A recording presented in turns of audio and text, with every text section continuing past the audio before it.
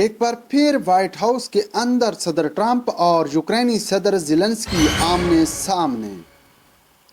اس ملاقات کے دوران یوکرینی صدر کی سپورٹ کے لیے یورپی رہنما بھی موجود رہے ہیں۔ اس ملاقات کے دوران زیلنسکی نے صدر ٹرمپ کا چند سیکنڈز کے اندر کئی بار شکریہ ادا کر ڈالا۔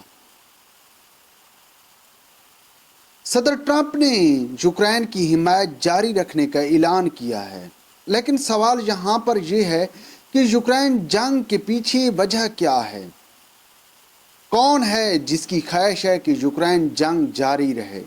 آخر پردے کے پیچھے ایسا کیا چل رہا ہے جو کہ دنیا نہیں جانتی ہے؟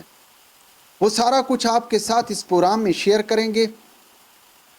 بنیادی طور پر یوکرین سونے کی ایک چڑیا ہے، بلکہ آپ یوں کہہ لیں کہ یوکرین ایک سونے کی مرغی ہے جو کہ سونے کے انڈے دیتی ہے۔ اب یہاں پر دنیا کی بڑی معیشت رکھنے والے ممالک کی خواہش ہے کہ صرف سونے کے انڈے نہیں بلکہ وہ مرغی کو ہی اپنے قابو میں رکھنا چاہتے ہیں۔ اس لیے یوکرین روس جنگ کا کھیل کھیلا گیا ہے۔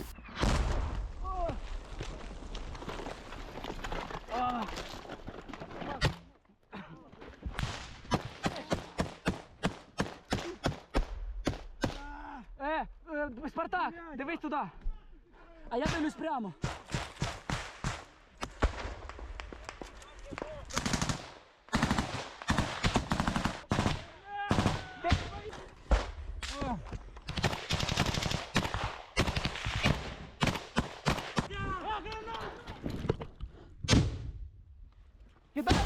یوکرین ایک جانب معدنی وسائل سے مالا مال ملک ہے۔ 18ویں صدی میں یوکرین کے ڈونسک اور لوہانسک علاقوں کے اندر بڑے پیمانے پر سٹیل کے کارخانے قائم ہوئے۔ ڈونسک اور لوہانسک کو یوکرین کا دل کہا جاتا ہے۔ یورپ کے 95% کوئلے کے ذخائر صرف ڈونسک کے اندر موجود ہیں۔ Donetsk and Luhansk, two regions in Ukraine that we're all hearing so much about recently. But where exactly are these regions and why did that matter? The Donetsk and Luhansk regions, or altogether Donbas, are located in the east of Ukraine.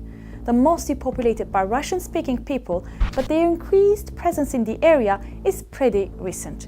It dates back to the Soviet era when Russians were sent to work in the mines and factories in the region. Donbas is economically crucial for Ukraine. It's referred as the country's industrial powerhouse, thanks to its ports along the Black Sea and mining and steel production, as well as coal reserves.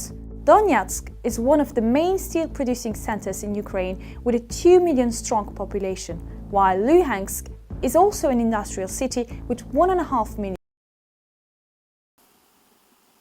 روس نے جنگ کے دوران ان علاقوں پر اپنا control حاصل کر لیا ہے، جبکہ حال ہی میں صدر ٹرمپ اور روسی صدر کے درمیان جو الاسکا میں ملاقات ہوئی ہے۔ فنانشل ٹائمز کے مطابق اس ملاقات کے دوران روسی صدر نے ٹرمپ کے سامنے جنگ بندی کے لیے شرط رکھی ہے کہ یوکرین ڈونسک اور لوہانسک سے دستبردار ہو، اور اپنی اس شرط پر پیوٹن کسی صورت پیچھے ہٹنے کو تیار نہیں ہے۔ جبکہ ہم بات کر رہے تھے کہ یوکرین کے معدنی وسائل تو اپنی جگہ موجود ہیں اور ان کی بہت زیادہ اہمیت ہے۔ Ukraine is a key potential supplier of rare earth metals including titanium, lithium, beryllium, magnesium, gallium, uranium, zirconium, graphite, apatite, fluorite, and nickel. Despite the war, Ukraine holds the largest titanium reserves in Europe, 7% of the world's reserves. It is one of the few countries that mine titanium ores, crucial for the aerospace, medical and automotive and marine industries, from the World Economic Forum's July 2024 report. مگر اس کے ساتھ ساتھ یوکرینی زمین بھی بہت زیادہ زرخیز ہے۔ یوکرین دنیا کا 5واں بڑا زرعی ملک ہے۔ دنیا کو 50% سے زائد سورج مکھی اکیلے یوکرین ہی ایکسپورٹ کرتا ہے۔ مکئی ایکسپورٹ کرنے والے ممالک میں یوکرین کا غالباً 10واں نمبر ہے، اور دنیا بھر کو 20% سے زائد مکئی صرف یوکرین ایکسپورٹ کرتا ہے۔ اب یہاں پر ان تمام ممالک کی خواہش ہے جو کہ اس وقت بہت بڑی معیشت رکھتے ہیں، وہ چاہتے ہیں کہ یوکرین ان کی قابو میں رہے، اور اسی قابو کرنے کے چکر میں یوکرین کو جنگ کے میدان میں دھکیلا گیا ہے۔ اب صدر ٹرمپ کی الاسکا میں جب روسی صدر کے ساتھ ملاقات ہوئی ہے، اس ملاقات کے بعد یورپی رہنماؤں نے زیلنسکی کی موجودگی میں صدر ٹرمپ کے ساتھ وائٹ ہاؤس کے اندر ملاقات کی ہے، اور اس ملاقات کے دوران جو سب سے اہم بات سامنے آئی ہے کہ زیلنسکی اس ملاقات کے دوران بہت زیادہ خوشگوار موڈ میں دکھائی دیا ہے۔